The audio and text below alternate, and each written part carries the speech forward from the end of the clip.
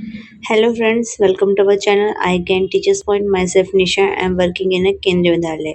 Friends, आज हम बात करने वाले हैं प्रोसेस ऑफ डेवलपमेंट के बारे में, aspects of development and factor affecting development, साथ ही learning and its relationship with growth and development.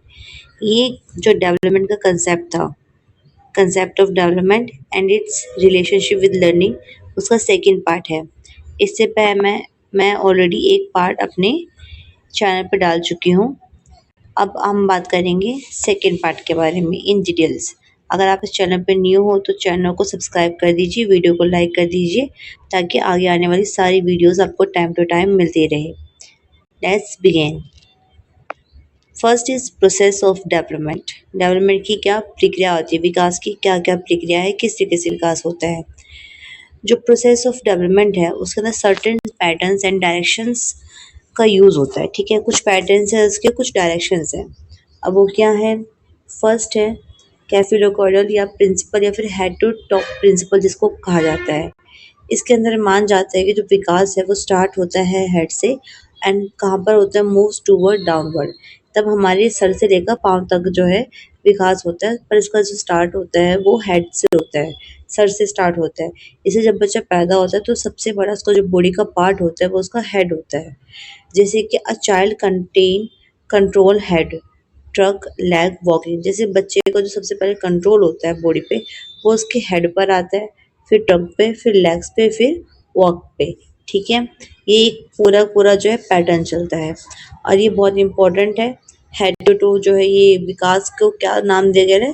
सिफेलोकॉर्डल का प्रिंसिपल। ठीक है, नेक्स्ट है प्रॉक्सिमल डिस्टल प्रिंसिपल, यानी कि निरंतर विकास का सिद्धांत या फिर अंदर से बाहर का सिद्धांत, ये सब हम उसका नाम देते हैं।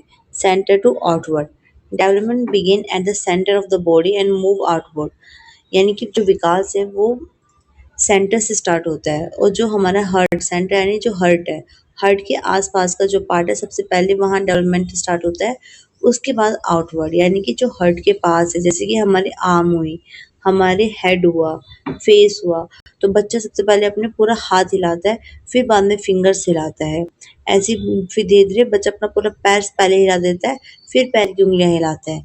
तो यहाँ पे ये माना जाता है कि प्रॉक्सिमल डिस्टल प्रिंसिपल का मतलब ये है कि निरंतर विकास का सिद्धांत, यानी कि जो पास में है उसका साथ में अंदर से बाहर जो प्रक्रिया होती है उसको क्या बोलते हैं?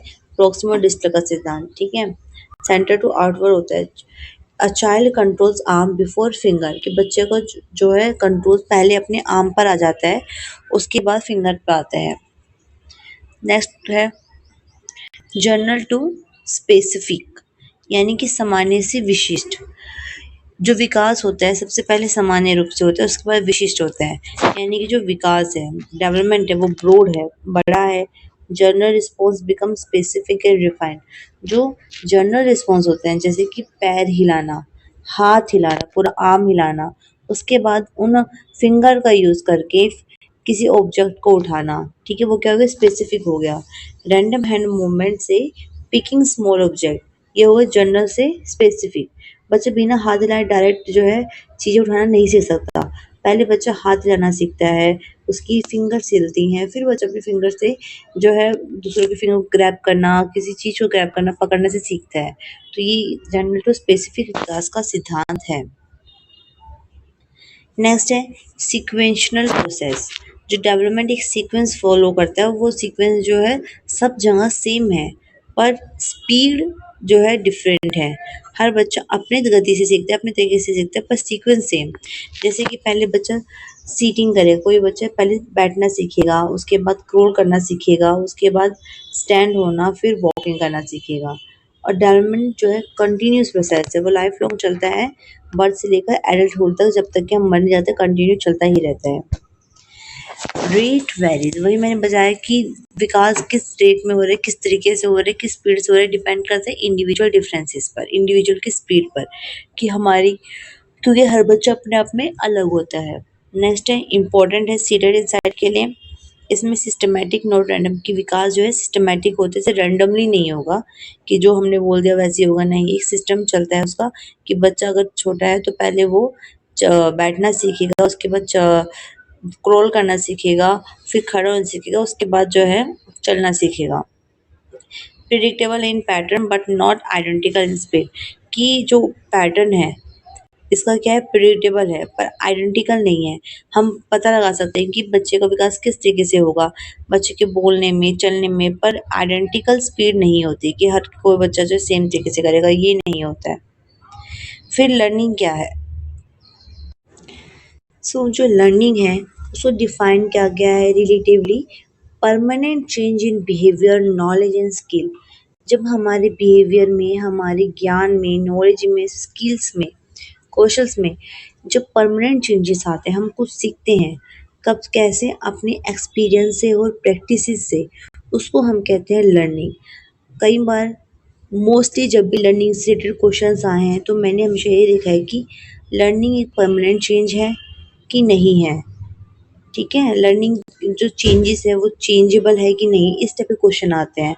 तो कई बार हमें लगता है कि परमानेंट, हम सोचते हैं कि परमानेंट चेंज तो गलत होगा हमेशा, कि परमानेंट चेंज, क्योंकि हर चीज क्या है, चेंजेबल है। और लर्निंग क्या है, परमानेंट चेंज। लर्निंग से रिलेटेड क्वेश्चन में इसी टाइप का डाउट होता है, इसलिए हमें ये ध्यान देना होगा कि लर्निंग जो है परमानेंट चेंज होता है। जब हम किस चीज को सीख लेते हैं, हमारे बिहेवियर में, हमारे नेचर में कहीं न कहीं कुछ परमानेंट चेंज आ जाते हैं। चाहे वो बात करने का तरीका हो, चलने का तरीका हो, दिखने का तरीका हो, हमारी प्रैक्टिस में आ जाता है, उसको हम क्या कहते हैं, लर्निंग कहा जाता है। It can be change but in a positive sense. ठीक है, की फीचर ऑफ लर्निंग क्या है? फर्स्ट है चेंज इन बिहेवियर। जब हम कुछ learning bring a change in what a person knows और डज। लर्निंग से क्या होता है, लर्निंग से हमारे बिहेवियर में चेंजेस आते हैं। अगर हमें कोई चीज़ नहीं पता है तो वो चीज़ हमें पता चल जाती है। ठीक है, हमें कोई भी वर्क किस तरीके से करना है, हमें कितना एफर्ट लगाना है, हमें कौन सी प्रोसेस फॉलो करनी है, ये सारी चीज़ हमें पता चल जाती है। हमारे बिहेवियर में सीखने के साथ साथ चेंजेस आते हैं। फॉर एग्जाम्पल, एक छोटे बच्चे को नहीं पता होता कि अपने से बड़े व्यक्ति के साथ किस लहजे में बात करनी है, पर जब हम छोटे बच्चे को सिखा देते हैं कि बेटा आपको अपने से बड़ों के साथ आप कह के बात करनी है, रिस्पेक्ट करनी है उनकी, तो उनके बिहेवियर के अंदर एक पॉजिटिव चेंज हमें देखने को मिलता है। सेकंड है रिलेटिवली परमानेंट चेंज, कि मोस्टली जो चेंज होते हैं वो परमानेंट होते हैं। It is not temporary, not like fatigue and mood change. यानी कि अगर हमने कोई चीज़ सीख ली है तो ऐसा नहीं है कि अगर हम थक गए तो हम वो चीज़ भूल जाएंगे, या मूड चेंज है हमारा तो वो चीज़ हमें याद नहीं रहेगी, नहीं। परमानेंट चेंजेस हमारे बिहेवियर में, हमारी लर्निंग में, हमारे स्किल्स में आते हैं। लर्निंग मतलब सीखना, और हमने वो चीज़ सीख ली। ठीक है, नेक्स्ट है based on experience and practice. Learning जो है एक्सपीरियंस और प्रैक्टिस पे भी डिपेंड है। अगर हमने चीज़ें सिर्फ ओरली पढ़ी है, हमने एक्सपीरियंस नहीं लिया, हमने प्रैक्टिस नहीं करी, तो वो चीज़ भी हमारी लर्निंग को अफेक्ट करती है। Learning happen through interaction with the environment. यानी कि लर्निंग हम कब होती है, जब हम अपने इन्वायरमेंट से इंटरेक्ट करते हैं, जाके चीज़ों को प्रैक्टिस करते हैं, एक्सरसाइज करते हैं, उसको अपने डेली लाइफ का पार्ट बनाते हैं। लर्निंग जो है कंटिन्यूअस प्रोसेस है।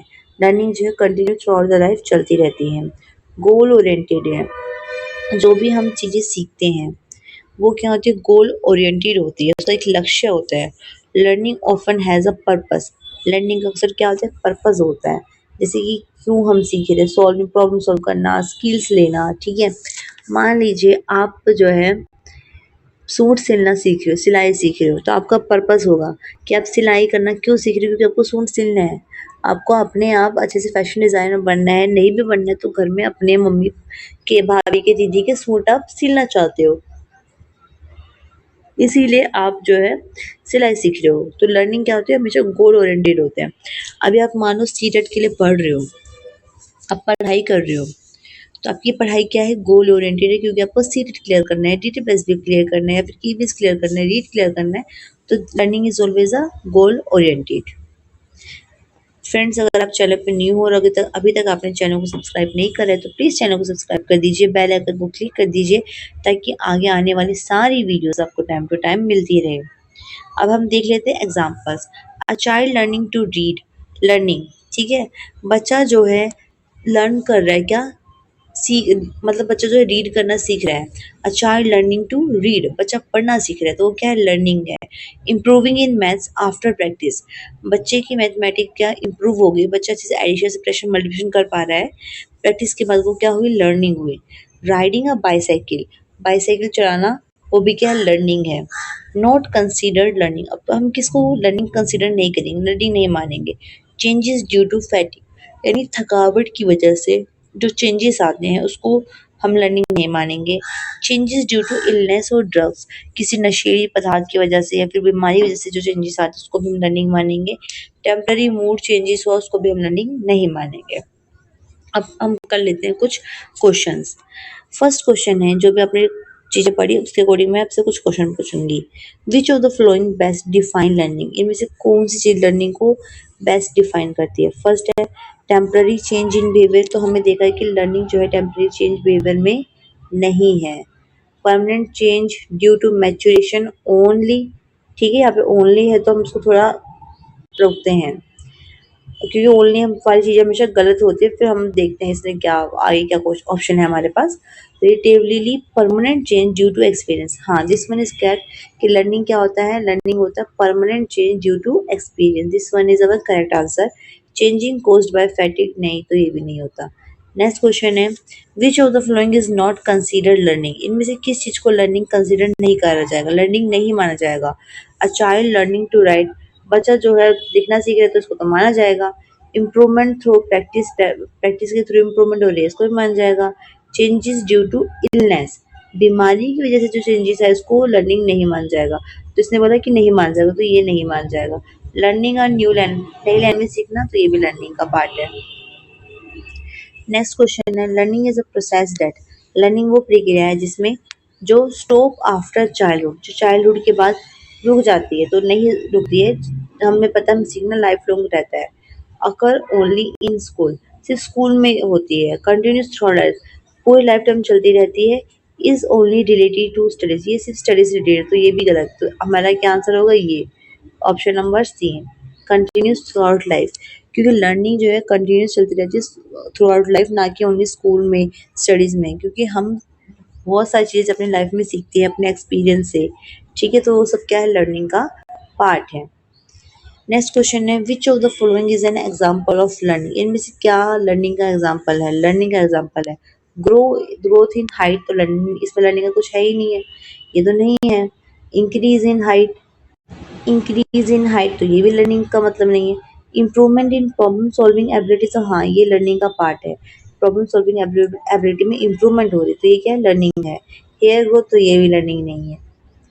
So next question is, learning does not include changes और कोज्ड बाय, लर्निंग के अंदर कौन से चेंजेस नहीं आते जो किसी मतलब किसके थ्रू जो कोर्सेज होते हैं चेंजेस आते हैं वो इंक्लूड नहीं होते हैं, ठीक है। लर्निंग में कोर्स किसके थ्रू जो चेंजेस आएंगे जो इंक्लूड नहीं होगा। प्रैक्टिस के अंदर जो चेंजेस आएंगे इंक्लूड होगा, हाँ। एक्सपीरियंस के थ्रू आएगा, हाँ वो भी इंक्लूड होगा। ट्रेनिंग के थ्रू भी होगा। मैच्योरेशन, और सिर्फ मैच्योर हो गया उसके थ्रू जो चेंजेस आए, अलोन, यानी जहाँ पे भी अलोन ओनली वर्ड आता है वो सब हमेशा गलत होते हैं, तो हमारा जो करेक्ट आंसर होगा वो होगा ये वाला, यानी कि मैच्योरेशन अलोन के सिर्फ इससे जो चेंजेस आए वो नहीं होगा, ठीक है। नेक्स्ट टॉपिक है, relationship between growth, development and learning. Friends, मैंने हर एक टॉपिक को छोटे छोटे पार्ट में डिवाइड करा है, साथ साथ में हर एक टॉपिक के टॉपिक वाइज जो है PY के क्वेश्चन भी ऐड करे हैं, जो कि आपको काफ़ी हेल्प करेंगे आपके प्रिपरेशन के लिए। अगर आप इस चैनल पे न्यू हो और अभी तक आपने चैनल को सब्सक्राइब नहीं करा तो प्लीज़ कर लीजिए, आपका एक सब्सक्राइब मुझे बहुत ज़्यादा मोटिवेट करता है अच्छी अच्छी वीडियो बनाने के लिए। सो हम देख लेते हैं क्या रिलेशनशिप है। Inter related concept, growth, development and learning are closely connected, ठीक है। ग्रोथ हुआ, डेवलपमेंट हुआ, लर्निंग हुआ, एक दूसरे से बहुत ज़्यादा कनेक्टेड हैं, और one influences the other continuously, और एक चीज़ अदर्स को, दोनों को जो है अच्छे से जो है इन्फ्लुएंस करती है, प्रभावित करती है। ग्रोथ, डेवलपमेंट एंड लर्निंग, और ये जो है फैक्ट है। ग्रोथ का मतलब फिजिकल डेवलपमेंट से होता है, मोस्टली फिजिकल डेवलपमेंट से। डेवलपमेंट का मतलब फिजिकल डेवलपमेंट से प्लस इमोशनल, इंटेलिजेंस, सोशल, ठीक है, ये सारे डेवलपमेंट आता है डेवलपमेंट के बाद। Learning is different thing. Growth, मान लीजिए एक बच्चे को चलने में प्रॉब्लम है, ठीक है? वो ढंग से वॉक नहीं कर पा रहा है, तो कहीं न कहीं उसका शारीरिक विकास अच्छे से नहीं होगा। फिज़िकल डेवलपमेंट अगर जब अच्छे से नहीं होगा, तो डेवलपमेंट में भी वो उसका जो कहीं न कहीं जो है, उसका लूज़ होल्ड रह जाएगा क्योंकि वो बच्चा फिज़िकली फिट नहीं है, उसको जो है चलने में प्रॉब्लम है, तो कहीं न कहीं वो जो चीज़ों को उन बच्चों के मुकाबले कम जो है वो उन चीज़ों को ग्रैब कर पाएगा, कम अपना इन्वॉल्वमेंट दे पाएगा, वो बच्चे जो पूरी तरीके से नॉर्मल हैं, ठीक है? जैसे चलने में अगर प्रॉब्लम है, तो कहीं न कहीं मान लीजिए कभी वो छुट्टी करेगा, मोस्टली बच्चे जो जो जिनको फिज़िकली कुछ प्रॉब्लम होती है, वो बहुत बच्चे बहुत छुट्टी करते हैं, ठीक है? प्लस उसको जो है हम फील्ड ट्रिप के लिए बार-बार ग्राउंड में या फिर कोई फिज़िकल एक्टिविटी में इन्वॉल्व नहीं कर पाएँगे, ठीक है? जो कि हम बाकी बच्चों को इन्वॉल्व कर पाएँगे। कहीं न कहीं उसकी लर्निंग भी इससे अफ़ेक्ट होगी, ये तो एक फैक्ट हो गया। मान लीजिए दूसरी तरफ एक बच्चा जो फिज़िकली, मेंटली, इमोशनली बहुत अच्छा है, उसको ग्रोथ भी बहुत अच्छी आई है, ग्रोथ बहुत सही है, तो उसका डेवलपमेंट बहुत अच्छे से होगा क्योंकि ऐसा कोई पॉइंट नहीं है जहाँ पे वो हम ये कहें कि बेटा ये नहीं कर पाएगा, ठीक है? जिससे उसकी लर्निंग भी बहुत अच्छी से होगी, तो ये चीज़ें अफ़ेक्ट करती हैं। फिर है पहले हमने पढ़ा कि इंटर रिलेटेड कंसेप्ट है, दोनों एक दूसरे से तीनों एक दूसरे से रिलेटेड है, तीनों एक दूसरे को बहुत ज़्यादा प्रभावित करते हैं। सिंपल अंडरस्टैंडिंग के लिए हम देखते हैं ग्रोथ क्या है? ग्रोथ जो है फिजिकल चेंजेस होते हैं। ग्रोथ का मतलब physical changes, height, weight, brain development, ठीक है? ये क्या है? फिजिकल चेंजेस है। बायोलॉजिकल फाउंडेशन ऑफ लर्निंग, जो बायोलॉजिकल फाउंडेशन है, हमारी पूरी बॉडी है, उसके अंदर क्या चीज़ किस तरीके से हो रही है वो बायोलॉजिकल ये क्या है बायोलॉजिकल फाउंडेशन है किसके लिए? सीखने के लिए कि हमारी आइज़ ठीक है, नहीं ठीक है, हमारा ब्रेन डेवलपमेंट अच्छे से हुआ है, हमारी टंग कैसी है, हमारी वॉइस कैसी है, हमारा वेट कितना है, हमारे सारे बॉडी के पार्ट्स फिट है कि नहीं है, किसके लिए? सीखने के लिए। फिर है डेवलपमेंट क्या है? विकास क्या है? Overall progress in physical, mental, emotional, social area. जैसे कि मैंने अभी बताया कि पूरा जो विकास होता है, डेवलपमेंट होता है, physical, mentally, emotional, social area सब डेवलपमेंट का पार्ट है, ठीक है? इसमें इंक्लूड होता है ग्रोथ भी और लर्निंग भी, include both growth and learning. दोनों चीज़ों को डेवलपमेंट जो है अपने अंदर इंक्लूड करता है। लर्निंग क्या होता है? Change in behaviour due to experience, जैसे हमने पढ़ा ही है अभी, जब बिहेवियर में चेंजेस आते हैं किसकी वजह से? एक्सपीरियंस की वजह से और प्रैक्टिसेस की वजह से, ठीक है? बार-बार अभ्यास करने की वजह से उसको हम क्या कहते हैं? लर्निंग कहते हैं। लर्निंग मतलब change. Help development take place faster and better, ये हेल्प करती है विकास को, डेवलपमेंट को, ताकि चीज़ें अच्छे से हो पाए, ज़्यादा अच्छे से हो पाए और जल्दी हो पाए। नेक्स्ट क्वेश्चन है हाउ दे आर रिलेटेड, तो ये किस किस तरीके से रिलेटेड है? Growth support development and learning. हमको पता है कि जो ग्रोथ अगर हमारा फिजिकल डेवलपमेंट बहुत अच्छे से है, मेंटल डेवलपमेंट बहुत अच्छे से, मतलब मेंटली ग्रोथ बहुत अच्छे से, हमारी टंग वंग वॉइस सब बहुत अच्छा है, हमारे सारे बॉडी पार्ट ठीक है, तो ग्रोथ ऑटोमेटिकली हमारे विकास को अच्छा करेगी, हमारी लर्निंग को अच्छा करेगी, ठीक है? Develop brain better learning capacity, अगर हमारी ब्रेन अच्छे से डेवलप हुआ था, उसकी जो लर्निंग कैपेसिटी क्या है बहुत ज़्यादा हुई, rather than those student whose brain is not developed fully completely, ठीक है? सो लर्निंग कैपेसिटी क्या होगी? Much lesser than the developed brain से। लर्निंग एक्सेलरेट डेवलपमेंट, ठीक है? जो लर्निंग होती है एक्सेलरेट यानी बढ़ाती है किसको? डेवलपमेंट। कैसे? Learning language improve cognitive development, क्योंकि जब जब हमारी लर्निंग लैंग्वेज इम्प्रूव, जब हम लर्निंग सीख लेते हैं, ठीक है? हम लैंग्वेज सीखते हैं, हम हर चीज़ को हम सीखते हैं, तो वो हमारे कहीं न कहीं कॉग्निटिव डेवलपमेंट को बढ़ाती है। फिर है development in is a broader, जो विकास है वो क्या है? बड़ा सिद्धांत है, इसके अंदर ग्रोथ और लर्निंग दोनों ही इंक्लूड होती है। नेक्स्ट क्वेश्चन है की पॉइंट क्या है?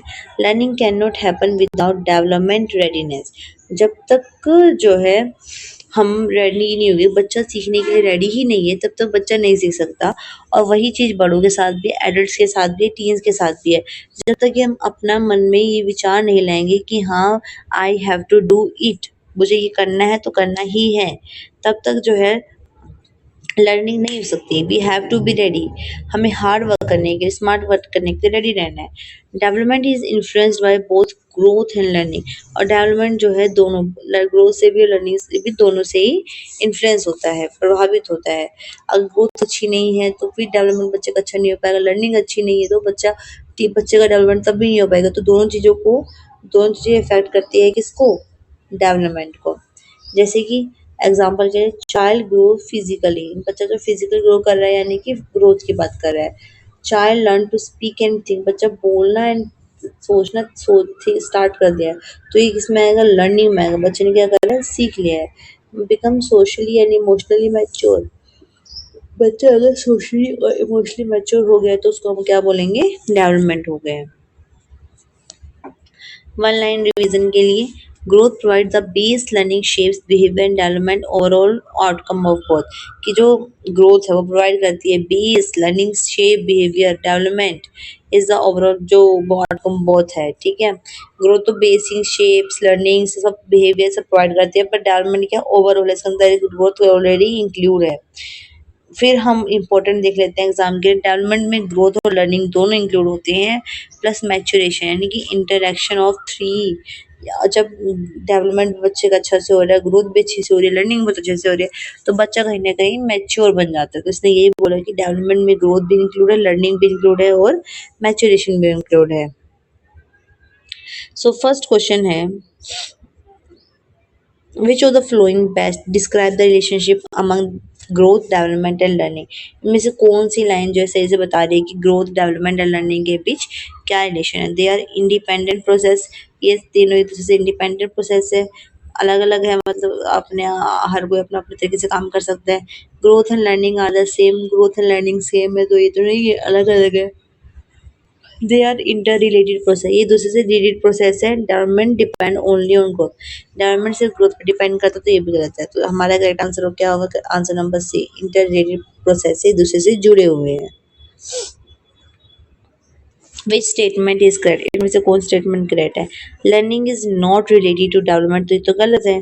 Development is the result of growth only, तो ये भी गलत है। Development include growth and learning, हाँ ये सही है कि डेवलपमेंट में अंदर ग्रोथ एंड लर्निंग दोनों को इंक्लूड किया जाता है। फिर है growth depend on learning only, जहाँ जहाँ ये ओनली वर्ड आ जाता है ना, वो क्वेश्चन अपने आप में ही, ऑप्शन अपने आप में ही खराब गलत हो जाता है। ग्रोथ सिर्फ लर्निंग पे डिपेंड करती है, तो राइट आंसर हमारा कौन सा है, ये। इसके अंदर ग्रोथ के अंदर ग्रोथ एंड लर्निंग, डेवलपमेंट के अंदर दोनों ही इंक्लूड होते हैं। नेक्स्ट क्वेश्चन है, a child improve problem solving skill after practice, this is an example. बच्चे की प्रॉब्लम सॉल्विंग स्किल जो है प्रैक्टिस के बाद इम्प्रूव होगी, तो ये किसका एग्जांपल है, ग्रोथ का तो नहीं है। लर्निंग इन्फ्लुएंसिंग डेवलपमेंट, जो सीखना है, जो बच्चा सीख रहा है, वो जो उसके डेवलपमेंट को क्या करता है, इन्फ्लुएंस करता है, प्रभावित करता है। ओनली फिर नेक्स्ट देखते हैं, ओनली मैच्योरेशन और फिजिकल ग्रोथ, तो इन दोनों में से तीनों में से कोई नहीं है, सिर्फ ओनली बी ऑप्शन जो है सही है। इसने बोला है कि किसका एग्जांपल है, जो बच्चे की प्रॉब्लम सॉल्विंग स्किल जो है प्रैक्टिस के थ्रू जो है बढ़ रही है, अच्छी इंप्रूव हो रही है। तो लर्निंग, जो बच्चा लर्निंग इन्फ्लुएंसिंग डेवलपमेंट, लर्निंग किसको इफेक्ट करती है, डेवलपमेंट को।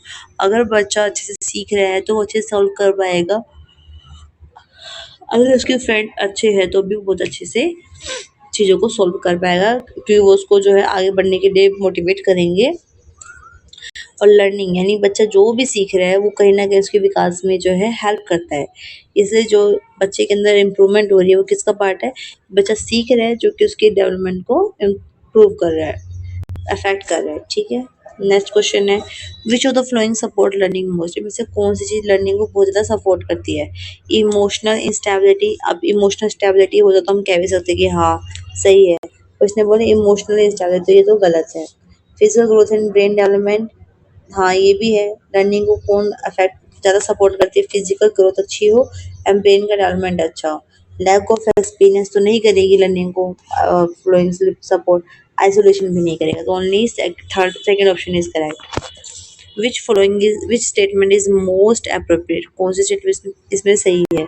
डेवलपमेंट इज ओनली फिजिकल, कि डेवलपमेंट सिर्फ फिजिकल तो गलत है। Learning and growth are unrelated, learning and growth एक दूसरे से रिलेटेड ही नहीं, तो ये भी गलत है।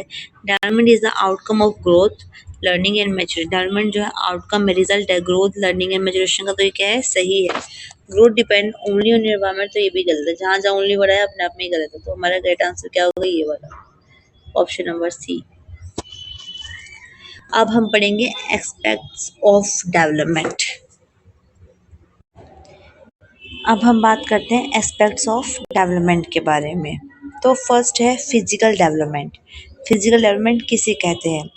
Growth of body and organs, body की ग्रोथ, ऑर्गन्स की growth, height, weight, motor skills की growth, coordination, walking, running, riding, इनके बीच जो जो कोऑर्डिनेशन होता है, ये सब फिजिकल डेवलपमेंट का पार्ट है। जैसे कि a child learning to ride a bicycle, बच्चा जो है बाइसाइकिल चलाना जो है सीख रहा है, ठीक है। वो क्या होगा, फिजिकल डेवलपमेंट के अंदर आ जाएगा, क्योंकि उसमें वो किसका यूज कर रहा है, अपने पैरों का यूज कर रहा है। नेक्स्ट है कॉग्निटिव यानी कि इंटेलेक्चुअल डेवलपमेंट। वो पूछ सकते हैं कि डेवलपमेंट का कौन सा एक्सपेक्ट है, इंटेलेक्चुअल है, कॉग्निटिव है, फिजिकल है, इमोशनल है, सोशल है। तो वो पता होना चाहिए कि किसके अंदर क्या क्या चीजें आती हैं। कॉग्निटिव यानी कि माइंड से रिलेटेड जो चीजें होती है, इंटेलेक्चुअल उसको बोलते हैं। इसके अंदर थिंकिंग करना, रीजनिंग करना, memory, problem solving, language and understanding ability, ये सब जो है कॉग्निटिव का पार्ट है। लैंग्वेज को समझना, अंडरस्टैंडिंग एबिलिटी होना बच्चे की, जैसे कि सोल्विंग अ मैथ प्रॉब्लम, बच्चा मैथ प्रॉब्लम को सोल्व कर पा रहा है, ये इसकी कॉग्निटिव डेवलपमेंट से रिलेटेड है। नेक्स्ट है emotional development, understanding and managing emotions, वो इमोशंस को समझ पा रहा है, उसको मैनेज कर पा रहा है। एक्सप्रेसिंग फीलिंग अप्रोप्रिएटली, अपनी फीलिंग को अप्रोप्रिएटली सही तरीके से जो है वो बता पा रहा है। जैसे कि अगर वो गुस्सा आ रहा है तो वो चिल्ला रहा है, चीख रहा नहीं है, अपने इमोशंस को कंट्रोल करके चीज़ों को एक्सप्लेन कर पा रहा है। इमोशनल स्टेबिलिटी उसके अंदर आ गई, जैसे कि controlling anger in classroom, classroom में उसको पता है कि टीचर है तो अपने गुस्से को वो कंट्रोल कर रहा है, तो हम कह सकते हैं कि इमोशनल डेवलपमेंट बच्चे का हो गया है।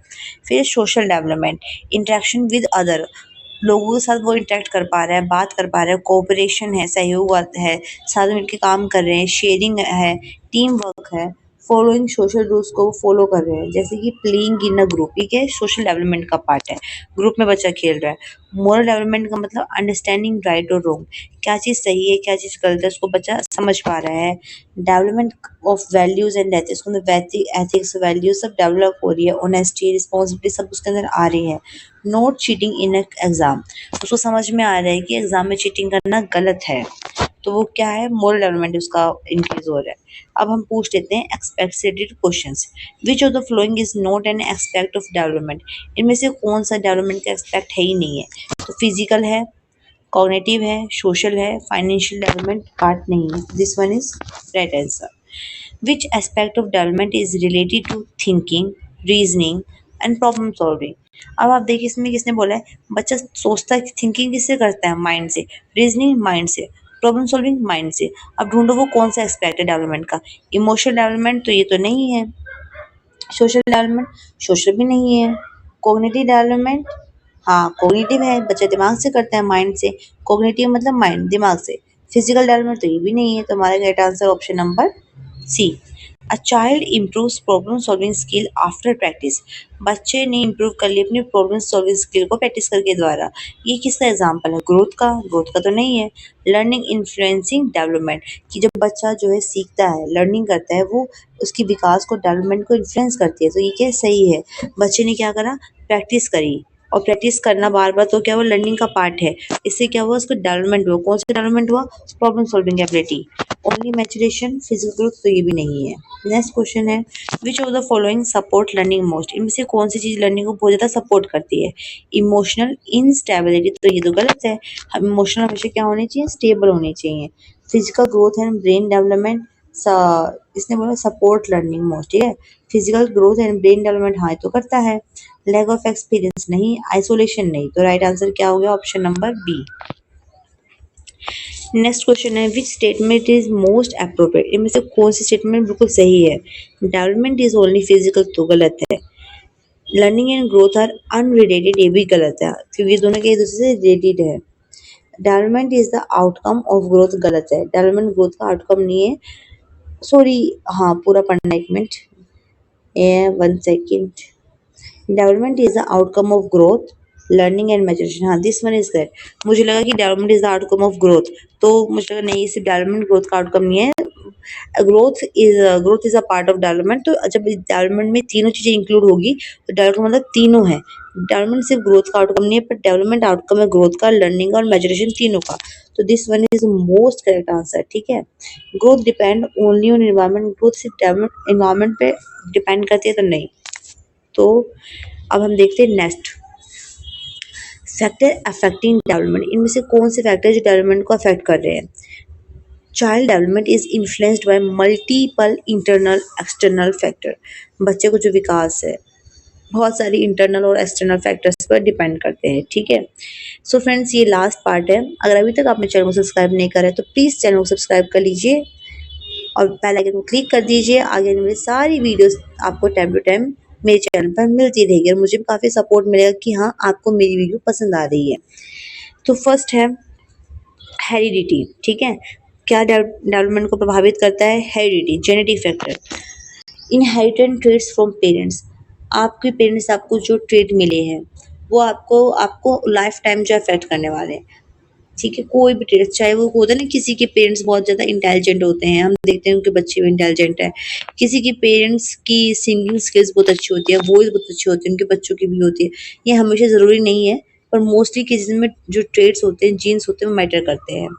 आई colour, height, potential, intelligence, capacity, biological foundation of development. Biological उनके पेरेंट्स कैसे रहे तो बच्चे भी कहीं ना कहीं उस चीज़ का इफेक्ट पड़ता है।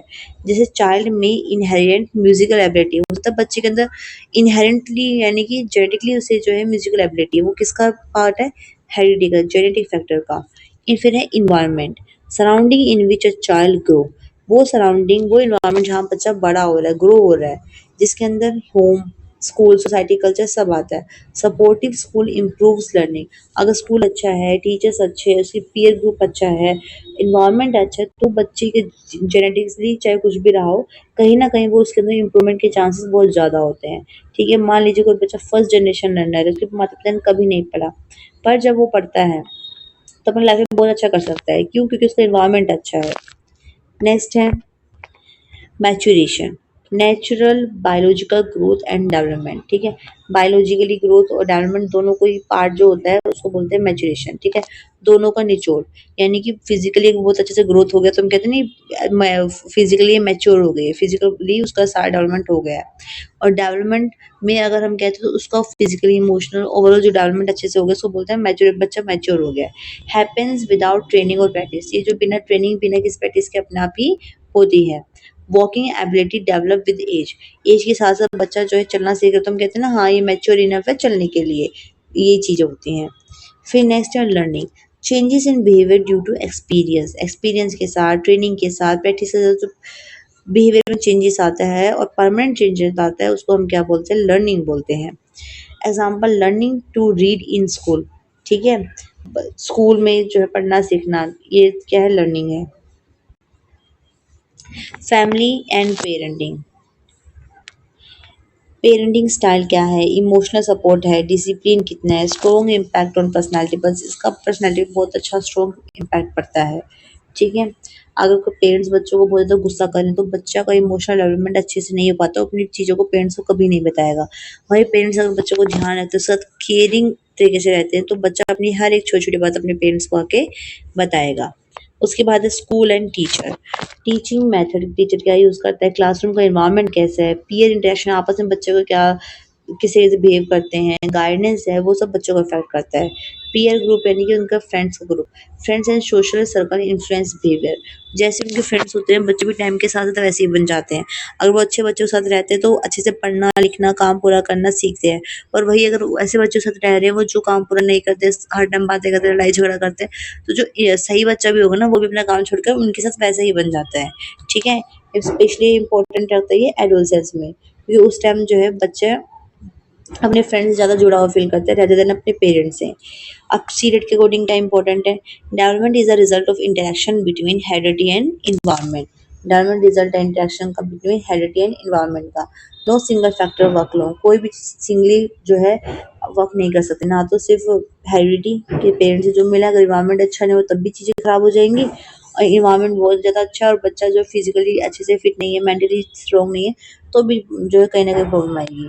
एक लाइन रिवीजन के लिए, development is influenced by, development प्रभावित होता है हेरिडिटी से, इन्वायरमेंट से, मैचुरेशन से, लर्निंग से, फैमिली से, स्कूल एंड पीयर ग्रुप से। अब हम देख लेते हैं question answer.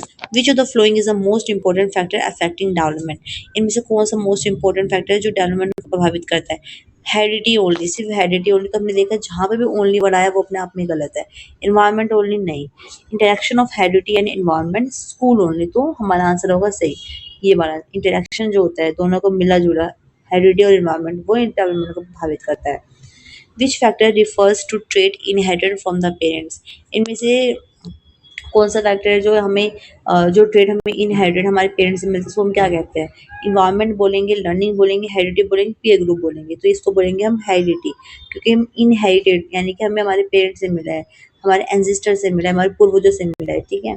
A child learning social behaviour from friends is influenced by, एक बच्चा जो सोशल बिहेवियर सीख रहा है अपने फ्रेंड से, ठीक है, वो किनसे इन्फ्लुएंस्ड है, किससे प्रभावित है? अब देखो सोशल बिहेवियर किससे सीख रहा है? फ्रेंड से सीख रहा है, तो ये क्या होगा?